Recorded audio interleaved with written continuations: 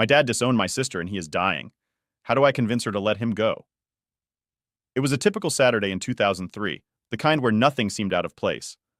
The house was quiet, except for the occasional laughter from the TV in the living room where Dad was going through some old mail that had piled up. Little did we know, that pile held a ticking time bomb that was about to blow our family apart. Dad was the kind of guy who liked to keep things organized, always trying to clear out junk mail and old bills on the weekends. But that day, he found something far different. An envelope that was neither a bill nor a simple letter from a friend. It was a series of romantic messages and hotel receipts, all pointing to one undeniable fact. Mom was having an affair. And not just with anyone, but with John, his childhood best friend. John and Dad were inseparable since grade school, sharing everything from baseball cards to life's biggest moments. John was more than a friend. He was the brother Dad never had. He was even the best man at my parents' wedding, standing proudly by Dad's side as he vowed to love Mom for better or worse. The irony of those vows now lay bare, revealed in the cruelest way possible. When Dad first saw those receipts and love notes, he sat there in disbelief. His hands trembled as he tried to piece together the timeline, the secret meetings, the betrayal from the two people he trusted most. It felt like a slap in the face, a betrayal that reached into the deepest part of his heart and tore it out. I was home that day, in my room, working on a school project, oblivious to the storm brewing downstairs. It wasn't until I heard a loud thud that I went down to check. There was Dad sitting on the floor, receipts and letters scattered around him, his face the picture of anguish. "What's wrong, Dad?" I asked, kneeling beside him, trying to make sense of the scattered papers. He didn't answer at first, just shook his head as if trying to wake up from a bad dream. But it wasn't a dream. With a shaky voice, he managed to put words to his pain. "It's your mom. And John. They've been seeing each other. Look at this," he said, handing me a hotel receipt dated just last week. The room fell silent, the weight of his words hanging heavily between us. I didn't know what to say or do. My mind raced with images of Mom and John, the times they had been a little too friendly, their laughter a bit too loud. It all made a twisted sense now. Dad spent the next hour explaining everything he had found. With each detail, his voice grew more resigned, a man coming to terms with his shattered reality. He had always been the strong one, the problem solver, the foundation of our family. Seeing him like this, broken and defeated, was something I had never prepared for. The days that followed were a blur of hushed phone calls and closed-door conversations. Dad confronted Mom, who at first denied everything, but the evidence was too damning to ignore. She finally admitted to the affair, her words hollow, her excuses flimsy. "I just fell out of love and John was there," she said, her voice void of the warmth it once had. "I'm sorry you had to find out this way." Sorry. The word echoed through the house, mocking the years of love and sacrifice Dad had poured into our family. He begged her to reconsider, to go to counseling, to try to mend what had been broken. But it was too late. Mom had made up her mind. She was leaving him for John. The news spread like wildfire, each of us kids reacting in our own way. Disbelief, anger, sadness, it all melded into a tumultuous storm that threatened to rip our family even further apart. Sarah, my twin sister, took it the hardest. She had always been the apple of Dad's eye, the one who could do no wrong. Yet in the weeks that followed, her demeanor changed. She grew distant, her visits home less frequent, her conversations with Dad strained and awkward. It was as if she blamed him for not being enough, for not keeping Mom happy. But I knew it was more complicated than that.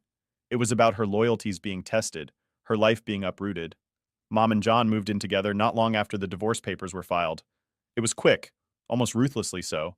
They settled in a fancy part of town, and soon enough, it seemed like Mom had a whole new life, one that didn't include us unless it was convenient. Dad, on the other hand, tried to keep things as normal as possible for us, but the strain was evident. He lost weight, his smiles became rarer, and the light in his eyes dimmed. Looking back, I realized that day marked the end of many things, of trust, of family unity, and of the innocence that once colored our daily lives.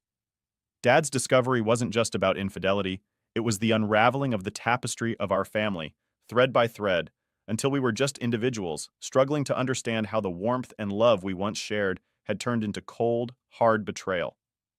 As I watched Dad try to rebuild his life, his spirit bruised but not broken, I learned about the resilience of the human heart. But the scars remained, a constant reminder of the day our family changed forever. After the storm that was Mom's departure, the house felt different, emptier somehow, even with all of us still living there. Dad did his best to keep things normal, but you could tell he was just going through the motions. His heart wasn't in it anymore, and who could blame him? His best friend and wife had turned his life upside down. In the middle of all this chaos was Sarah, my twin sister, who had always been Dad's little girl. You'd think she'd stick by him through something like this, right? But things didn't turn out that way. Instead, Sarah became more and more withdrawn from Dad, and as time went by, closer to Mom, and by extension, to John. It was like watching someone switch sides in slow motion. Sarah's decision to stay with Mom after she moved out was a shock to all of us. Sure, she was 27 and made her own decisions, but this was different. It felt like a betrayal on top of a betrayal. Dad tried to hide his disappointment, but there was a hurt in his eyes that was hard to miss. He'd lost his wife, and now it felt like he was losing his daughter too. The whole dynamic in our family shifted. Weekends, which used to be loud and full of life, became tense and awkward.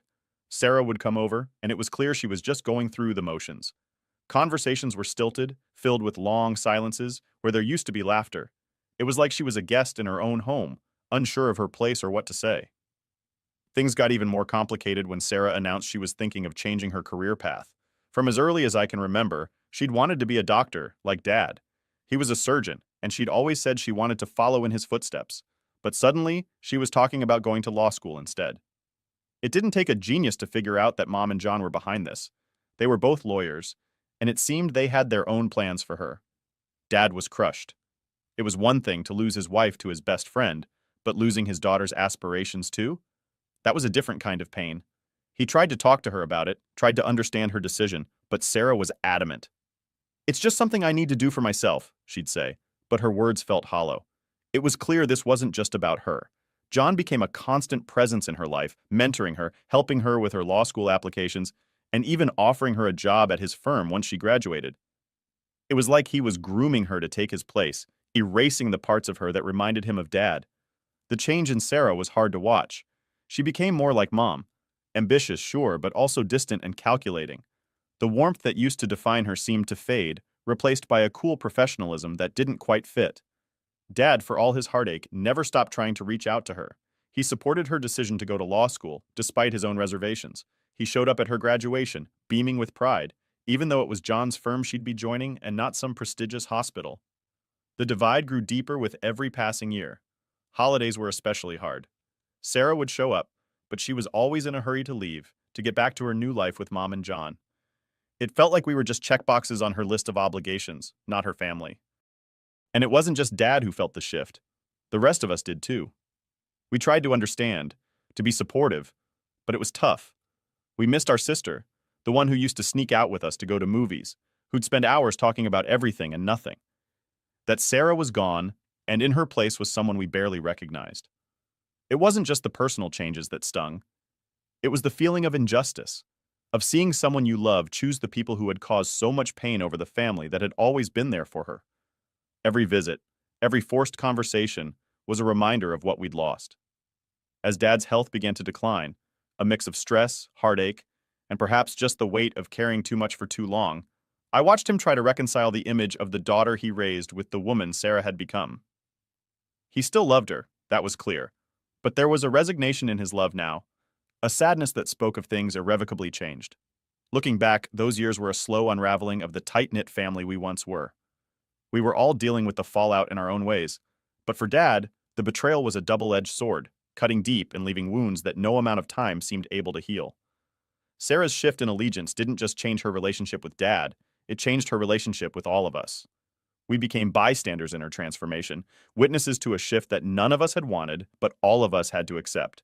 It was a painful realization, understanding that sometimes, no matter how much you want to hold on, you have to let go. And let go we did, each of us adjusting to the new normal in our own way, holding on to the hope that maybe, just maybe, things could one day be mended. But as each day passed, that hope grew dimmer, overshadowed by the reality of our fragmented family. 2017 was supposed to be a good year, a fresh start, or so we hoped. Sarah was getting married, and despite all the undercurrents of tension, there was a buzz of excitement around the event. Dad, ever the optimist, was determined to make the best of it. He had always looked forward to seeing Sarah in a wedding dress, walking her down the aisle, and handing her off to a new life of happiness. It was supposed to be one of those key moments, a bright spot in the messy aftermath of our family's split. Sarah had always known how much this meant to Dad. We all did. So when Dad wrote her a blank check for the wedding, it wasn't just about the money. It was a gesture, his way of saying he was still there for her, no matter what. He talked about it constantly whenever weddings came up on TV or when we attended one as guests. "When it's your turn, Sarah," he'd say, "it's going to be just perfect." The planning went on for months, and Dad was involved every step of the way. Despite their strained relationship, he never let his personal feelings toward Mom and John interfere with his efforts to be there for Sarah. He attended every tasting, every dress fitting, always enthusiastic, always supportive. But then, just one day before the wedding, everything came crashing down. Sarah dropped the news casually, almost too casually, during what we thought was a final routine check-in.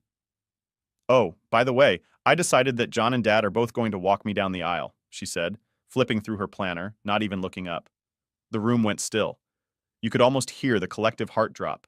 Dad's face, I will never forget it. It was as if someone had punched him right in the gut. The hurt was palpable, etched deep in his expression. Both of us. Why? His voice was calm, but you could hear the tremor of suppressed emotion. Sarah finally looked up, her eyes flicking between Dad and me as if she was weighing how much to reveal. "Well, John's been a big part of my life too, you know. It just feels right to have you both there." Dad tried to process it, to understand her point of view, but it was clear he was struggling. "But Sarah, I always thought—" His voice trailed off, the sentence unfinished, the dream unfulfilled. The argument that followed was unlike any we had witnessed before in our family. Dad, usually the peacemaker, the one who avoided confrontation at all costs, couldn't hold back. His pain, his disappointment, it all came pouring out in a torrent of words that seemed foreign coming from him. "You want him there after everything? After what they did?"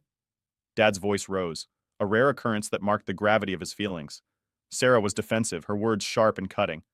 "John is my family too, Dad. He's been there for me in ways you just haven't been lately." That stung. Watching Dad's face crumple at her words was almost too much to bear. The fight escalated, voices raised, harsh words thrown like daggers, slicing through the thin veneer of familial bonds. In the end, Dad couldn't do it. The thought of standing next to John, the man who helped dismantle his marriage, his family, and smiling for the cameras was too much. "If that's your decision, Sarah, then I can't be a part of this," he said, his voice broken. Sarah tried to call his bluff, thinking perhaps he would cave, but Dad was resolute. He didn't attend the wedding. Instead, he stayed home, alone, drowning his sorrows in silence and solitude, while Sarah walked down the aisle with John by her side. The fallout from that decision was monumental. Our family, already cracked and strained, splintered even further. Dad and Sarah's relationship, once the cornerstone of his happiness, crumbled into non-existence. Many in the family sided with Dad, viewing Sarah's decision as the ultimate betrayal, not just of her father, but of all the values we thought we shared. After the wedding, Sarah reached out several times, trying to mend fences. But Dad was done. His heart, once open and forgiving, had hardened. The wedding photos, which should have been a treasure, became a symbol of what was lost. They showed a beaming Sarah, beautiful in her dress, but beside her, instead of Dad, was John, smiling broadly as if he hadn't a care in the world. The years that followed were tough. Sarah's attempts at reconciliation were met with cold indifference from Dad. Births, holidays, family gatherings. She was either absent or, if present, treated with a chilly politeness that was far worse than outright anger. Even as Dad's health began to decline, the wounds of the wedding day festered, unresolved and painful. The man who had once been the life of every party, the heart of our family, had retreated into a shell of his former self, his joy dimmed by the shadows of past hurts. And as I watched all this unfold, I wondered if there would ever be a way back for Sarah and Dad, or if some choices once made left scars too deep to ever fully heal. Dad's health started to decline rapidly earlier this year, and with it, any hope of reconciling with Sarah seemed to slip away too. The man who had once been larger than life, always the first to crack a joke or offer a comforting word, was now a shadow of his former self. Pancreatic cancer is ruthless, and it wasn't giving Dad any breaks. Watching him struggle through treatment after treatment with no real hope of recovery was probably one of the hardest things our family has ever had to endure. Throughout this ordeal, Sarah's attempts to reconnect felt desperate and, to some of us, a bit insincere. Maybe that's unfair. She probably did have regrets, and maybe her reaching out was genuine. But to Dad, it was too little, too late. The hurt from the wedding, from her choosing John over him, had cut too deep. He had closed that chapter of his life, and no amount of pleading or apologies from Sarah could open it again. Why now? Dad would mutter whenever her name came up. She's just feeling guilty, that's all. It's not about me. It's about her clearing her conscience.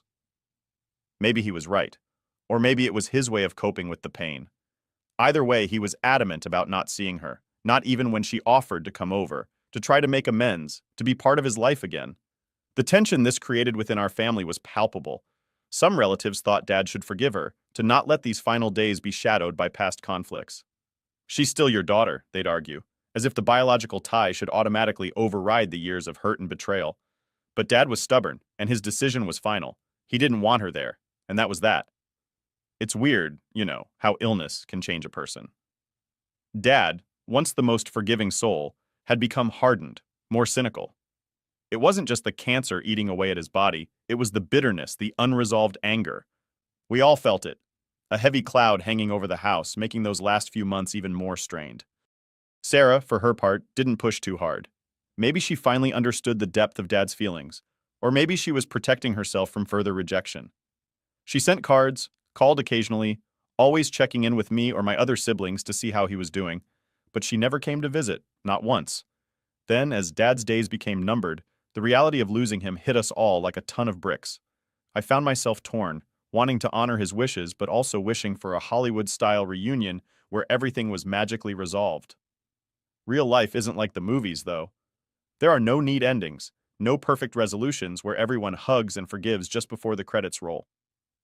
I spent a lot of time with Dad during those last weeks, just sitting with him, sometimes talking, sometimes just watching old westerns on TV. He loved those. In those quiet moments, I'd sometimes bring up Sarah, tentatively, testing the waters. But he'd shake his head, shutting down the conversation before it could really start. "Let's just enjoy the movie," he'd say, and I'd let it go, knowing this was not a battle I could win. Dad's health started to decline rapidly earlier this year, and with it, any hope of reconciling with Sarah seemed to slip away too. The man who had once been larger than life, always the first to crack a joke or offer a comforting word, was now a shadow of his former self. Pancreatic cancer is ruthless, and it wasn't giving Dad any breaks. Watching him struggle through treatment after treatment, with no real hope of recovery, was probably one of the hardest things our family has ever had to endure. Throughout this ordeal, Sarah's attempts to reconnect felt desperate and to some of us, a bit insincere. Maybe that's unfair. She probably did have regrets, and maybe her reaching out was genuine. But to Dad, it was too little. Too late. The hurt from the wedding, from her choosing John over him, had cut too deep. He had closed that chapter of his life, and no amount of pleading or apologies from Sarah could open it again. "Why now?" Dad would mutter whenever her name came up. "She's just feeling guilty, that's all. It's not about me, it's about her clearing her conscience." Maybe he was right, or maybe it was his way of coping with the pain. Either way, he was adamant about not seeing her, not even when she offered to come over, to try to make amends, to be part of his life again. The tension this created within our family was palpable. Some relatives thought Dad should forgive her, to not let these final days be shadowed by past conflicts. "She's still your daughter," they'd argue, as if the biological tie should automatically override the years of hurt and betrayal. But Dad was stubborn, and his decision was final. He didn't want her there, and that was that. It's weird, how illness can change a person. Dad, once the most forgiving soul, had become hardened, more cynical. It wasn't just the cancer eating away at his body, it was the bitterness, the unresolved anger. We all felt it, a heavy cloud hanging over the house, making those last few months even more strained. Sarah, for her part, didn't push too hard. Maybe she finally understood the depth of Dad's feelings, or maybe she was protecting herself from further rejection. She sent cards, called occasionally, always checking in with me or my other siblings to see how he was doing. But she never came to visit, not once. Then, as Dad's days became numbered, the reality of losing him hit us all like a ton of bricks. I found myself torn, wanting to honor his wishes, but also wishing for a Hollywood-style reunion where everything was magically resolved. Real life isn't like the movies, though. There are no neat endings, no perfect resolutions where everyone hugs and forgives just before the credits roll. I spent a lot of time with Dad during those last weeks, just sitting with him, sometimes talking, sometimes just watching old westerns on TV. He loved those. In those quiet moments, I'd sometimes bring up Sarah tentatively, testing the waters. But he'd shake his head, shutting down the conversation before it could really start. "Let's just enjoy the movie," he'd say, and I'd let it go, knowing this was not a battle I could win. I'm very close to my dad, and these last few weeks are really difficult for me. How do I convince her to let him go? Update 1. A week after I posted the original post, my dad started getting worse. His health started declining really fast, and we lost him exactly 1 month ago. It wasn't pretty. I never thought it would be, but I never thought it would be that heartbreaking. It was in a lot of pain. He's been through so much in these last months, as heartbreaking as it was to us. He deserved to rest. He was tired. In the end, he was lucid enough to say his goodbyes to me and my older brothers. Hearing him saying what he said to me was one of the most painful and beautiful moments of my life. His words to me meant a lot. I won't say exactly what he said because I believe it's just too personal. Said goodbye to my daughters, 11 months old and 2 years old. It was just like when I was a kid. He gave them a kiss on the forehead, told them to be good girls, and said that he loved them. It was something I won't ever forget. And it hurts like hell that they are so young to understand what happened. They still ask about Grandpa. And every time I try to explain to them that he isn't coming back, they don't seem to understand that. And how can I blame them? I'm only 27 years old. They honestly don't get it. I was supposed to get a lot more years with my dad. It doesn't seem fair at all. But the worst part was my twin sister, Sarah. Dad died without speaking to her. I tried to talk to him about her, but he wasn't interested in speaking with her. She started getting more desperate, and suddenly, he died. It was expected, but she was in denial. His funeral was beautiful. A lot of people shared their stories about him. It was nice. Sarah saw Dad for the first time since the night before her wedding, and she didn't recognize him. He was very skinny. Dad was always a bit overweight, the famous dad bod, but he had lost a lot of weight from cancer. She cried a lot during the whole funeral. Mom and John tried to show up at the ceremony, and my uncles were forced to kick them out of the funeral. Good fricking Britain's dads will once, as expected as it could, Dan's family came from old money, petrochemicals. So he always had a lot of money. He left a little bit of money in properties divided equally to all his kids, including Sarah.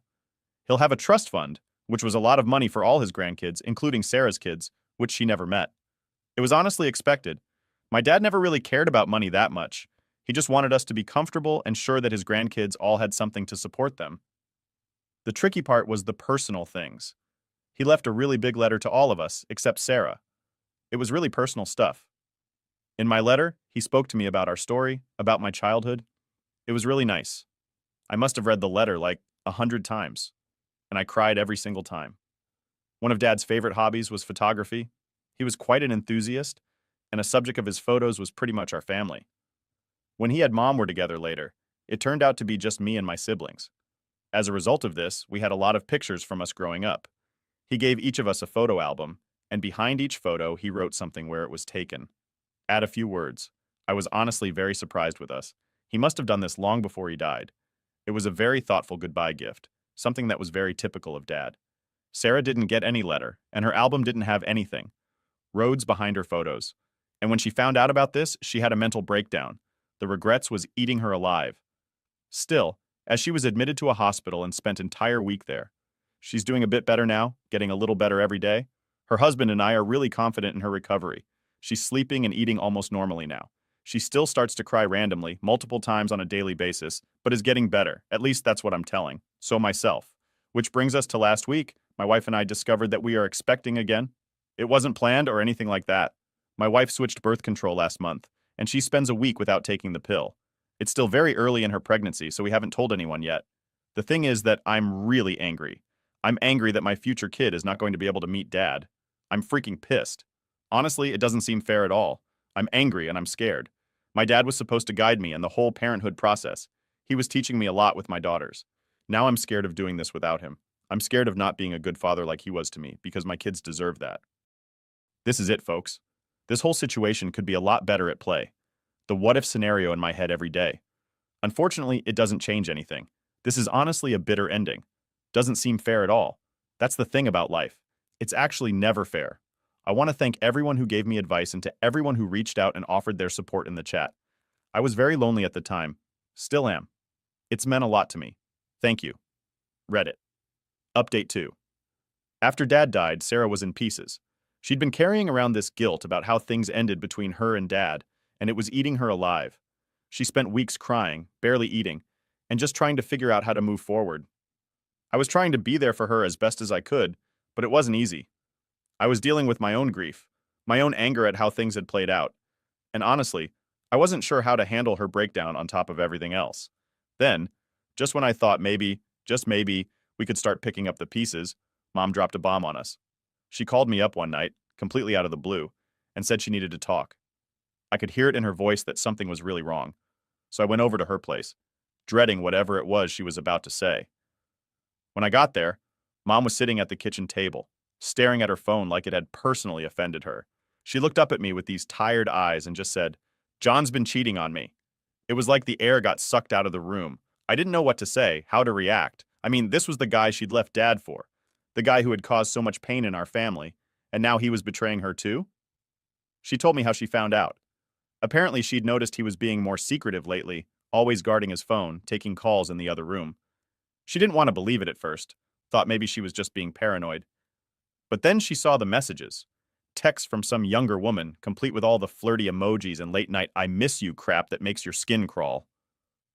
Mom confronted John, hoping he'd deny it, maybe even apologize and beg for forgiveness. But instead, he just admitted to it, like it was no big deal. He didn't even seem sorry, just kind of shrugged it off, saying something about how things just happen and how their relationship wasn't what it used to be. It was the kind of response that made you realize just how little he actually cared about anyone but himself. Mom was devastated. She told him she wanted a divorce right then and there. John didn't even try to fight it, didn't try to save their marriage. He just agreed, like he was relieved she was the one making the decision. It was over as quickly as it had started. Hearing all of this from Mom, I felt this weird mix of emotions.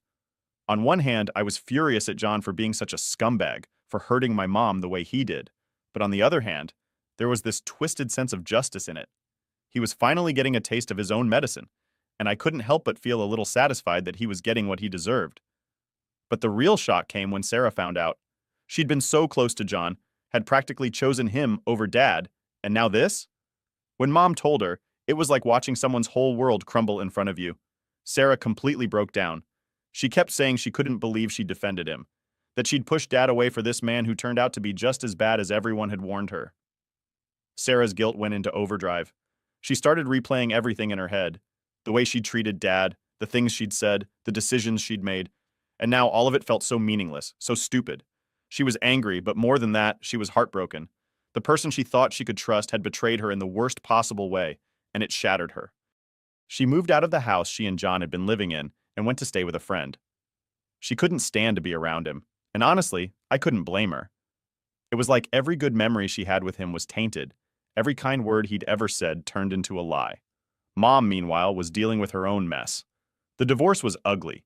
John tried to get as much out of it as he could, even though he was the one who had cheated. There were arguments over money, property, everything. It was like watching a train wreck in slow motion, knowing you couldn't do anything to stop it. But the worst part was seeing how all of this was affecting Sarah. She was already so fragile after Dad died, and this just pushed her over the edge. She stopped talking to almost everyone, shut herself off from the world. I tried to reach out, tried to be there for her, but she wasn't having it. She kept saying she needed time, that she needed to figure things out on her own. It was hard to watch. Sarah had always been the strong one, the one who knew what she wanted and went after it. But now she was lost, and I didn't know how to help her find her way back. She kept saying how much she regretted everything, how she wished she could go back and do it all differently. But we both knew that wasn't possible. As if all of this wasn't enough, the fallout from the divorce was ripping through the family. Mom was leaning on me more and more, needing help with the legal stuff, with the emotional fallout, and as much as I wanted to be there for her, it was hard. I couldn't shake the feeling that all of this could have been avoided if she hadn't left Dad in the first place. But what's done is done, and now we're all left to deal with the pieces. The family was split down the middle. Some were on Mom's side, saying she was the victim in all of this, that John had always been bad news. Others couldn't get past the fact that she'd been the one to start this whole mess by leaving Dad in the first place. It made for some really awkward family gatherings, with people taking sides and arguing about who was to blame. And then there was Sarah, caught in the middle of it all.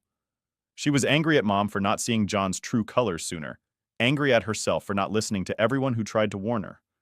But more than anything, she was just sad. Sad that she'd lost so much, that she'd pushed away the one person who always had her back, Dad. I don't know where we go from here. The family feels broken in a way that I'm not sure can ever be fixed. Sarah's trying to rebuild her life, but it's clear she's struggling. She's in therapy, trying to work through everything, but it's going to be a long road. And Mom, well, she's trying to pick up the pieces too, but it's hard to feel sorry for her when she's the one who set this whole thing in motion. As for me, I'm just trying to keep it together. I've got my own family to think about, my own kids to raise, and I want to make sure they don't get caught up in all of this drama. But it's tough. Every time I look at Sarah, I see the sister I used to know, the one who was so full of life and ambition, and I wonder if she'll ever be that person again. So that's where we're at. No neat endings, no easy resolutions, just a family trying to figure out how to move forward after being torn apart one too many times. It's not pretty, and it's definitely not what I imagined for us, but it's the reality we're living in. Thanks to everyone who's been there with advice and support. It means more than you know, especially on the days when it feels like everything's falling apart. Here's hoping we can find some kind of peace in all of this, even if it's a long way off. And as I watched all this unfold, I wondered if there would ever be a way back for Sarah and Dad, or if some choices once made left scars too deep to ever fully heal.